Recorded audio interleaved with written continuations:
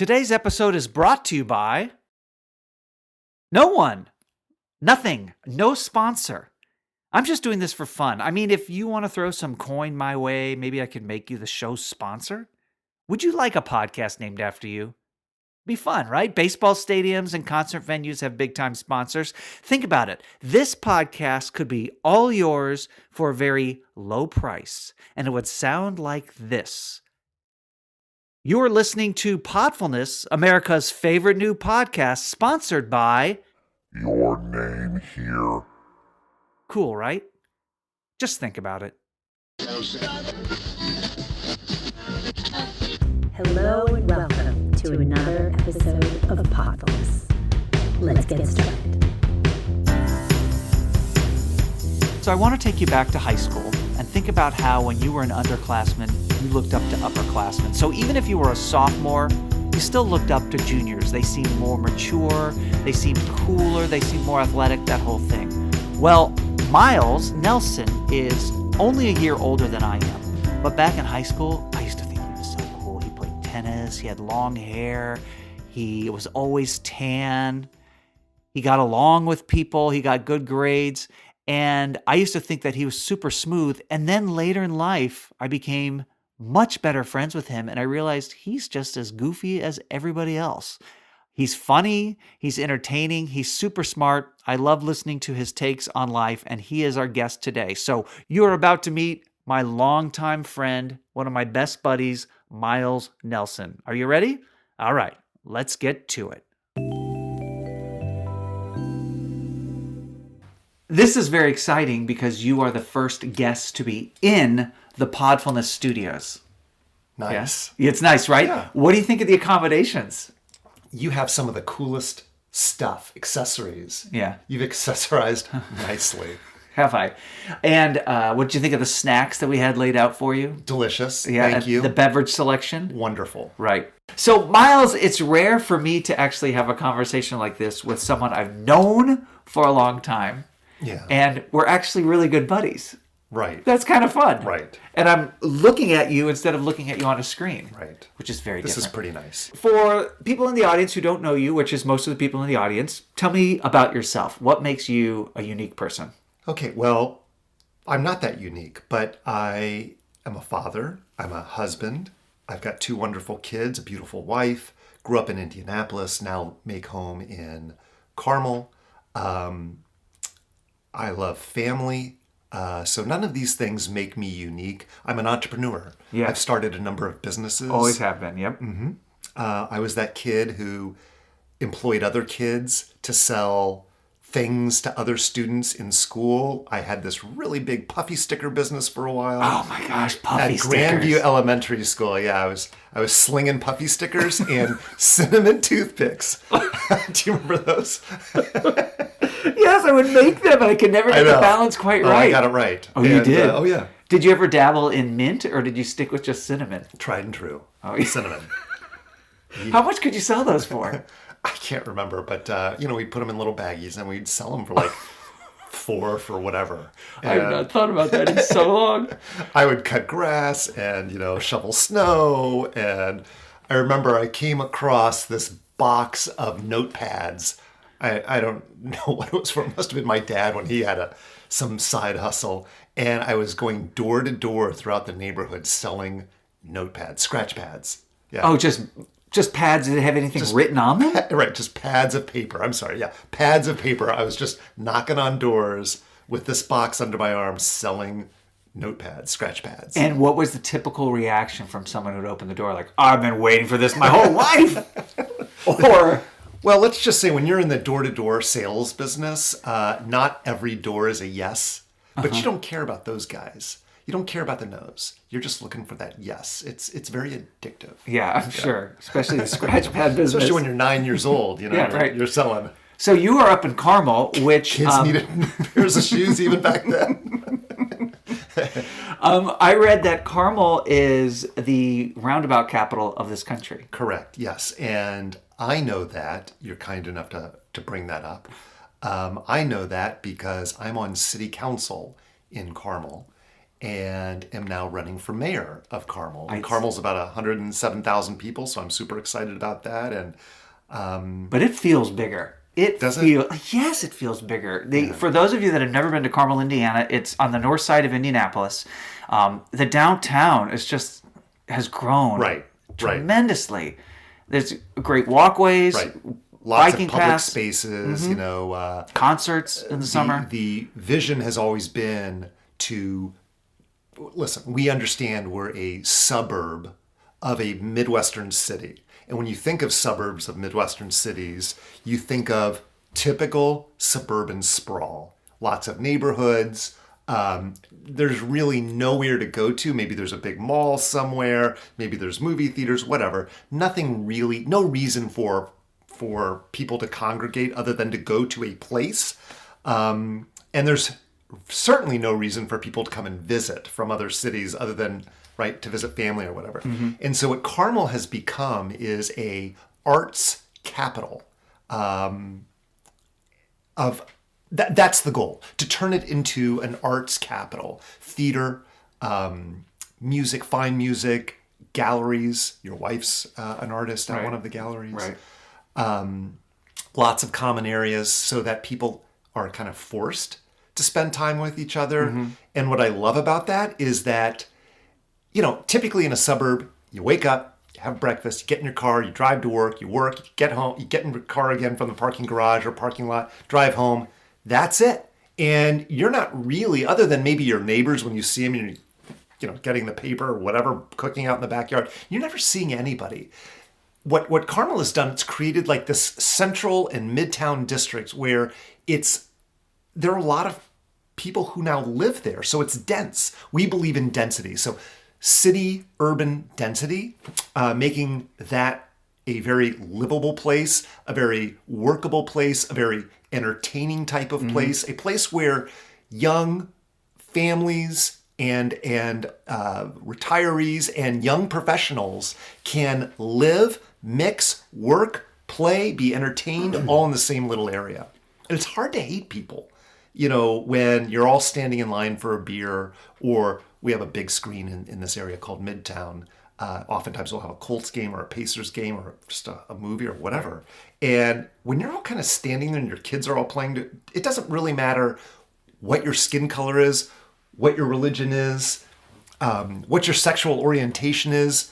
You're all there just to have a good time. And so barriers are coming down, obviously not as soon, soon enough. But that's, I think, a strategy moving forward for not just Carmel, but for cities all over the country. Well, they offer a lot offline. You have to get offline and get inline. Sometimes feel more connected with your absolutely. community. So tell me about, you've always been community-minded, you've always been family-oriented. I would love to be able to contribute to my community, but my skin is not thick enough. Yeah. Like, I care too much about what people think. How do you get over that? How do you, because everyone's coming after you. You don't. Half the people come after you, half of them don't. Right, you don't. And it hurts. Right. I've been known to not cry, but get extraordinarily angry. And what happens is it can have some consequences. The consequences would be you would respond as negatively to a social media post that somebody would do. Somebody would post about you. Here's an example. Okay. I posted on this app called Nextdoor. Sure, we all know Nextdoor. Right, okay, very good.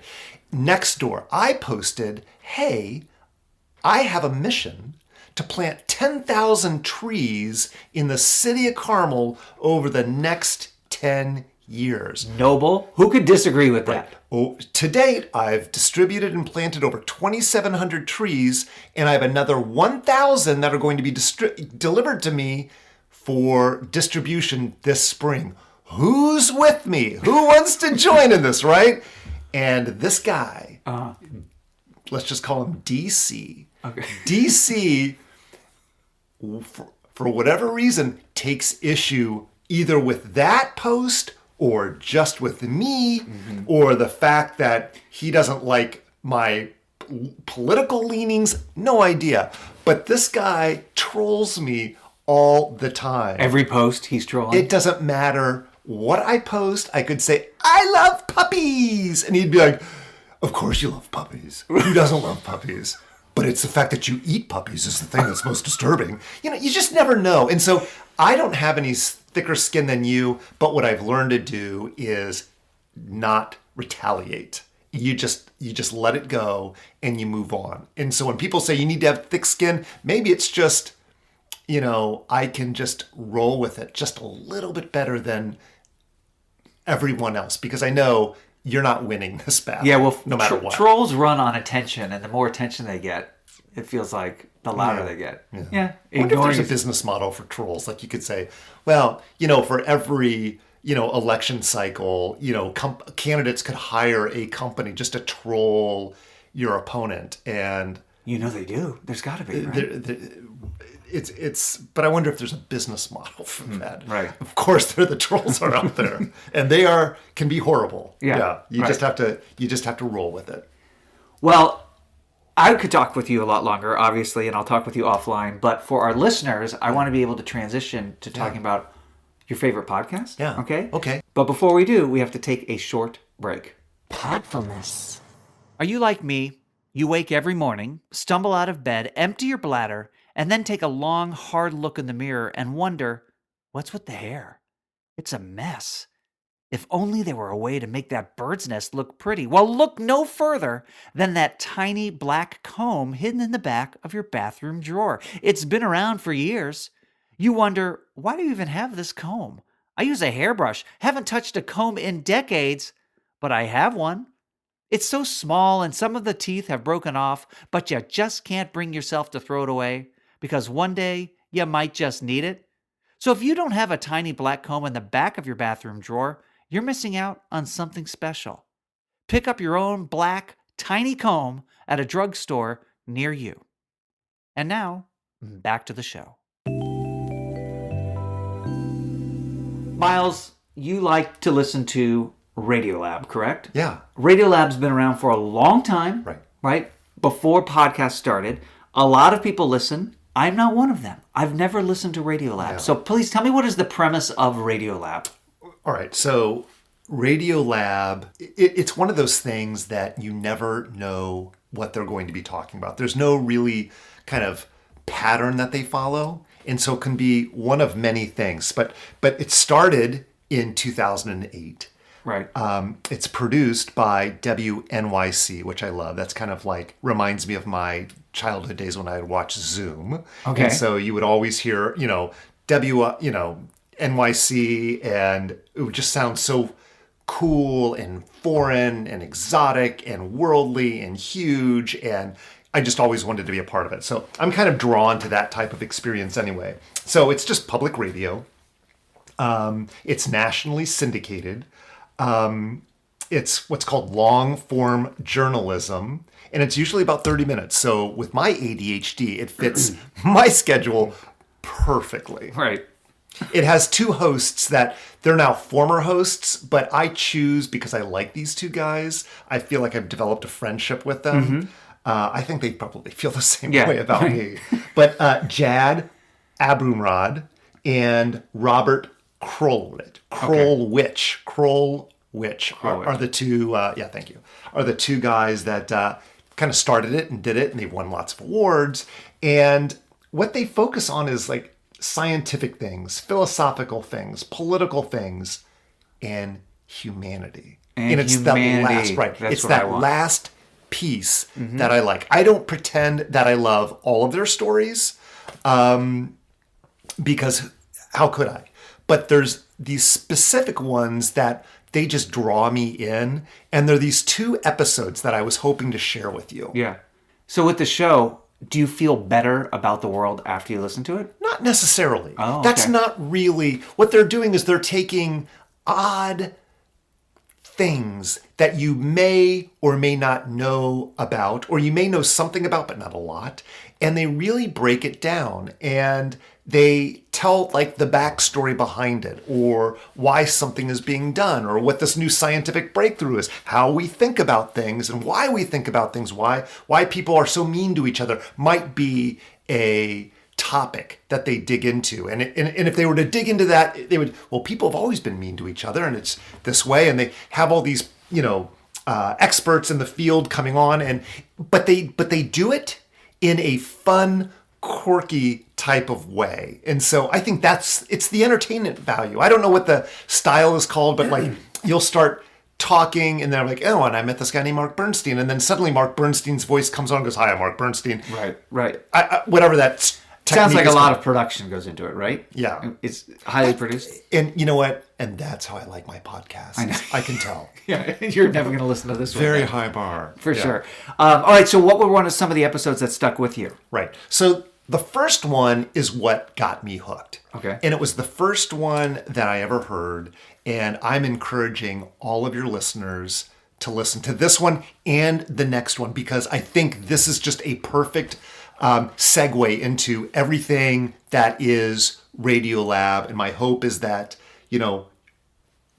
Radiolab, because of the show, will get a lot of new fans. Mm-hmm. So the first one is called Finding Emily. Okay. Finding Emily, it's this woman, this young woman at the time, back in 2008, 2009, Emily Gassau. And Emily, in real life, is an artist. And what makes her so amazing today is that she is deaf and blind. What kind of art does she do? Right. Oftentimes it's her dog that she's doing art about. And it's because she's so reliant on the dog, and this really has nothing to do with the podcast or this episode, but she is very fascinating.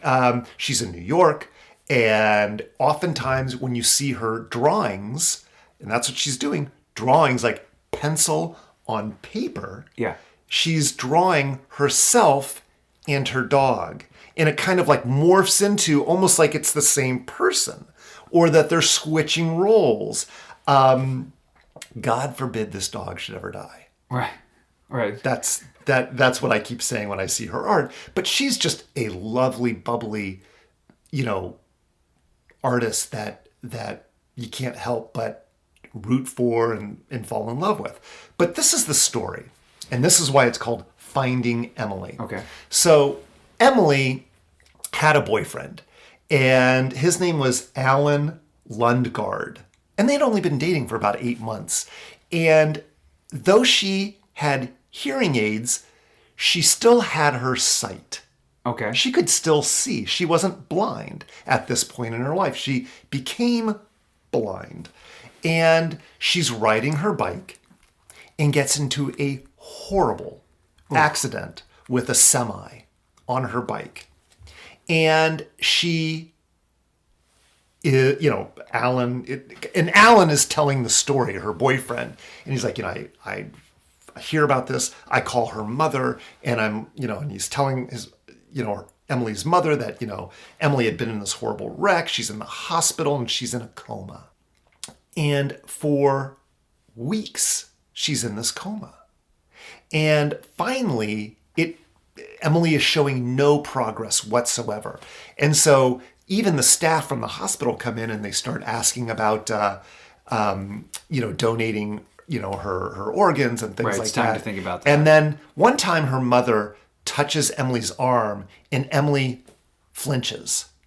But the doctors at that point aren't really saying that that's a significant thing. It could just be a natural reaction. The body's just reacting, but there's no brain movement there. And then other things happen. Emily says something. But again, the doctors, for whatever reason, aren't thinking that that's enough. Like, they're already assuming that she's a vegetable, that she's brain dead, that, Emily is never coming back. And Alan starts spending essentially every moment at Emily's bedside. Wow. Right. And he thinks that there's something there, but he just, can't communicate with her. Mm-hmm. And there are times when Emily does react, like they'll touch her arm and Emily will slap a hand away and say, "Get off me." And she refers to a character in some book. And Alan said, well, Emily had just read that book, was reading that book before she was in the accident. So Emily's in there somewhere. Okay. Right. I see. So what he then starts doing research on how to communicate with somebody who can't hear and obviously can't see because her eyes are shut. She's asleep. And so what he does, he reads kind of the book about Helen Keller and how her teacher would be writing words, basic words, into her hand. And he starts doing that very slowly. And in the podcast, you'll hear him say, so I wrote like, what, or I think the first thing he wrote was I-L-O-V-E, I love you. Right. And she wakes up and says, oh, you love me? What? Thank you. Yes. She was in there. Oh my the God. whole time. Right. And so this goes on. He asks her, what is your name? And she said, my name's Emily. Here, let me write it for you. Let me spell it for you. And she starts writing it in his hand. Oh my God. Right. She was in there. But what happened was she was now blind. And what happened was her hearing aids weren't in. So she couldn't hear and she couldn't see. And when they asked her in this interview, well, where did you think you were? Because Alan said, she said, where am I? And he said, you're in the hospital. And he said, where do you think you are? And she said, I'm in a wall. In a wall? She thought somehow she was in a place like in some sort of wall where she was trapped, and she kept asking Alan to pull her out. That is, and once, now she's fully recovered other than she's blind and wears hearing aids. They, asked her if she remembered what that was. And she was like, yeah. She was like, I could I could sense people in the room with me. But she said, I kept asking myself, why am I sleeping so much? Right. And she couldn't, her brain couldn't wrap around the fact that, she wasn't in a dream. So my first question is, has there been a follow-up on Emily within Radiolab? Do they ever do follow-ups on some of their They did not stories? do a follow-up on Emily, but I've gone to her website. I've been to her art.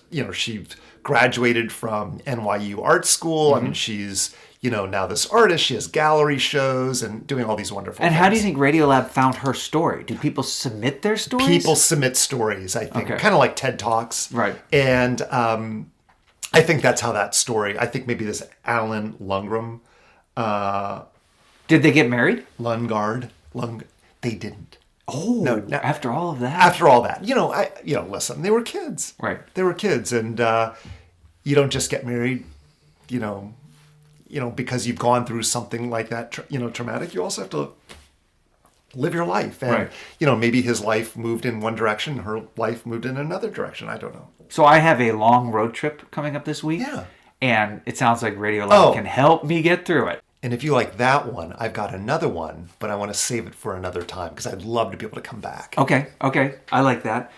Thank you for sharing that with us. My pleasure. Radiolab, again, it's one that I've never checked out for whatever reason, but now that I know that it's all about humanity, I can definitely check. For some reason, the name Radiolab, I thought it was something scientific.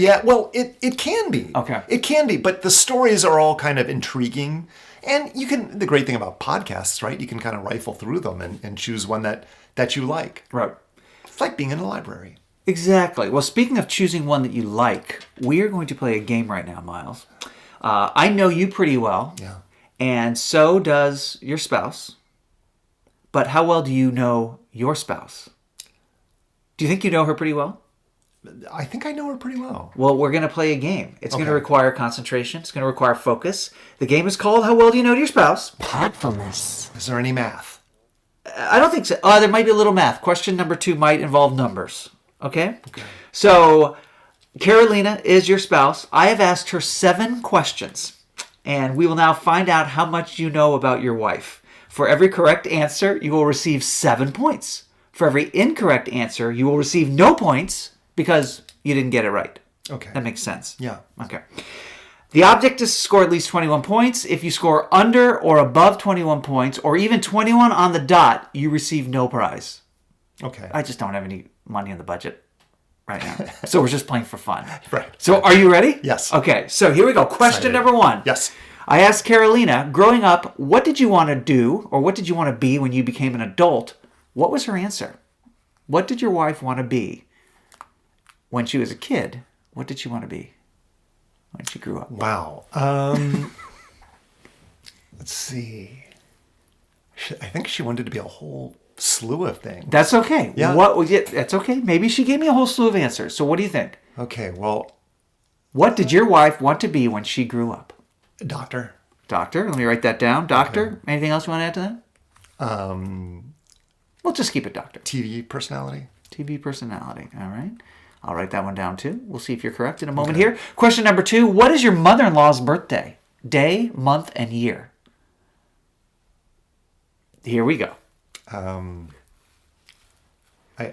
look you just gave me. I have no clue. I mean, I know she was born.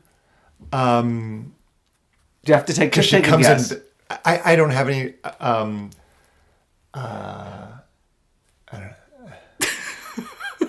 I have no idea. None. Question number 3. You realize my mother-in-law doesn't speak any English, That's right? great. So that will help you out here. She'll be listening. Who is your wife's celebrity crush? Just now, you have to guess something. Say something completely out of Cindy left field. Lauper? Cindy Lauper. No, I think maybe George Clooney. I think I would have to go with Clooney. Clooney. All right, that makes sense. Question number 4. Wait. Hold on. Oh, there's more. Daniel Silva. Daniel Silva? Who's Daniel Silva? He's an author. Writes these spy novels. Oh, yeah. Okay. You must be a looker. Okay, so you think it's one of those two. That's fine. I think it is, yeah. All right, question number 4. What is your wife's all-time favorite TV show? It's a lot of dead air right now. Yeah, I'm so sorry. I want to say, I'm just going to throw one out there. Knights of Prosperity. Oh, my God. That was for those. How many seasons was that? One It was season? one season, but God, it was hilarious. Knights of Maybe that was Prosperity. my favorite. I think it was. You're getting yourself Hold on. confused. Let me think about this. You want to come back to that one? Yeah, let's come back. All to right. that one. Question number 5. You have many annoying habits. That's not the question. It's just a statement of fact. Okay? Yes. What habit annoys your spouse the most? Oh my God. Putting my cold feet on her, I think. She calls me frog feet. You're welcome, ladies. Swipe left. Swipe left for frog feet. Okay, we'll come back and find out if that's correct. Touching her is always a problem too. Question number 6, if your wife were to win the lottery, what is the first frivolous thing she would buy? Oh my God. I mean, These are challenging. they are horrible. Great questions. I'm sure it'd be something practical like pay off her mortgage. But She did not say that. say that. World travel. World travel. That's what I would say. Okay. Excellent. And finally, question number 7. Which Star Wars character do you remind her of? Oh, the dead eyes you're giving me right now. Is Sasquatch a character? well- No, Chewbacca. Chewbacca, yeah. Sasquatch. Chewie. Okay, do you want to go back to her favorite show at all? No. No. I'm not Okay. gonna. So growing up, what did Carolina want to be? Yeah. You said doctor or TV personality. She said doctor or a banker. She wanted to create her own hospital and then treat patients. With her financial instability? I don't know. Wonderful. When Thank she you, was Carolina. 6. So I'm giving you points for that. That's 7 Thanks. points. Woohoo! Nice work. Okay. Question number 2. You did not know your mother-in-law's birthday, September 2nd, 1944. Yeah, nowhere close. So no clue is I was nowhere going to go close. with a niner. Is there a niner in there? Question number 3. Your wife's celebrity crush. You said George Clooney or David Silva. The answer is Tom Huddleston. I don't even know who that is. He's Loki. Do you know Loki? What? No. No, I don't even know. He's not his personality. He's Loki. You know Loki from the Thor Oh! movies? That guy? such a like, you know, he's low key. very demure. Okay, so I that have was no incorrect. idea. So he's not a low key guy. No. I wouldn't even know who that is. That's great. Number 4, your wife's favorite TV show of all time. You said your favorite TV show, Knights of Prosperity. Her answer was Seinfeld. She loves Seinfeld. Okay. Did you know that about her? No, I did not. Okay. I've never seen When was her the watch. last time you talked to Carolina? I've never seen Carolina watch Seinfeld, to be honest. Okay. You have many annoying habits. Which one annoys? But she was lying. About what? About Seinfeld? One of her most enduring attributes is that she's a liar. She did not. We did not get No, to you that. didn't. In the That's question number pre-interview. 8. Okay. Share that one with her. So your most annoying habits. You said my cold feet. I have frog feet. She said you unplug everything. You turn off lights constantly, and it drives her freaking insane. I'm the same way. Wow. Yeah. But the cold feet, Yeah. I'm surprised you didn't say that. Yeah, me too. You guys are going to need counseling after this. Number 6, if your wife were to win the lottery, what frivolous thing would she buy? Yeah. She said a trip to Greece. That's world travel. World travel. Yeah, I would count that. She also said a Bulgari ring with diamonds. That's pretty frivolous. Yeah. Do you even know what a Bulgari ring is? I do. Yeah. Because she shows me on a regular basis. Yeah. What is But it, like that's $150, Seinfeld. I have no idea. $200? But Seinfeld, you know that. You're so annoyed by I've never even Seinfeld. seen her watch that. You should ask her for some of her favorite Seinfeld quotes. She comes up with First of all, anything. she like called him Steinfeld at one point. Yeah. I love Steinfeld. She doesn't watch Seinfeld. And question 7, you're at 14 points. What Star Wars character you'd remind her of? You said Chewbacca. And her answer was Lobot. Remember Lobot? He was Lando Calrissian's best buddy with the bald head and that device that wrapped around his skull that allowed him to communicate with the computer, the mainframe. First of all, Carolina Cloud would City. have no idea who Lobot Oh, no, she said this. I directly quote. She said, because Miles is an emotionless, I quote, a motionless robot with abnormally large ears and reminds me of that dude with the headphones from Empire Strikes Back. That's unbelievable. Yeah, First of 7 all, is totally made up, by the way. Oh, it is? Yeah, Okay. I did. Let's just say, she has would not know watched, Lobot. yeah, she's never watched Star Wars in her life. There's nobody that knows that character's name is Lobot. I love Lobot. Lobot. So because that was a trick question and I feel bad, I'm giving you 7. You got 21 total points. Excellent work. Blackjack. Thank you. Do you think if I were to quiz you again in a year and ask Carolina more questions, do you think you'd be better prepared? Oh, absolutely. Yeah. Because I would ask her first. I'd be like, What did Mark ask you? I would She's totally like- know. What's her favorite food? Do you know her favorite food? The left side of the menu. Oh my God. All right, Miles. Well, thank you for coming on Podfulness. this. Was this fun? Let's do it tomorrow. We'll do it tomorrow. Love it. A special episode of love Podfulness tomorrow, where Miles and I talk for 3 hours. I love this. Thank you so much. What a show. This has been fun. Thanks, Miles. Thank you. I am not as social as I once was. I prefer being home. I'm a homebody. But Miles will call me and he'll say, Mark, it's time you got out. You had some coffee. I meet up with him. We always laugh. We always have a good time. And I'm always so grateful that I did that. So thank you, Miles, for being my friend. If you're interested in learning more about what it's like to run for mayor and support Miles, check him out at milesformayor.com. That's Miles, M-I-L-E-S, the number 4, and then the word mayor.com. If you're interested in connecting with Podfulness online, check us out at Instagram, at Twitter. The handle is at Podfulness. And I would just appreciate any sort of shout out, positive or negative. Actually, I prefer positive. If you can't say anything nice, you know the rest of that expression. But let's be kind to each other. Let's say nice things, and let's end this podcast right now. Okay? My name is Mark Bernstein, and I will catch you next time on Podfulness.